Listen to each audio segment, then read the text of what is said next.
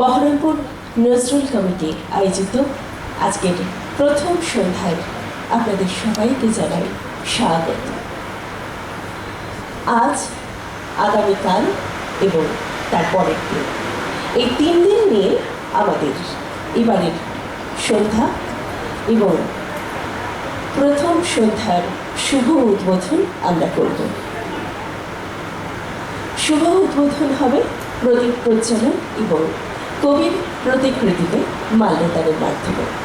আমরা মঙ্গল প্রদীপ প্রজ্বলনের জন্য আমাদের বহরমপুর নজরুল কমিটির সভাপতি মাননীয় আবুল হাসান মহাশয় এবং রবীন্দ্র মেলা বহরমপুরের সভাপতি মাননীয় মৃণাল কান্তি চক্রবর্তী মহাশয় এবং আমাদের বহরমপুর নজরুল কমিটির সম্পাদক মাননীয় আবুল কালাম মহাশয়, আমি তাঁদেরকে অনুরোধ জানাচ্ছি এবং মাননীয় জাকেরিয়া সাহেব মহাশয় অনুরোধ জানাচ্ছি মঙ্গল প্রদীপ প্রজ্বলনের জন্য, এবং আসবেন মাননীয় প্রফুল্ল কুমার দাস মহাশয়।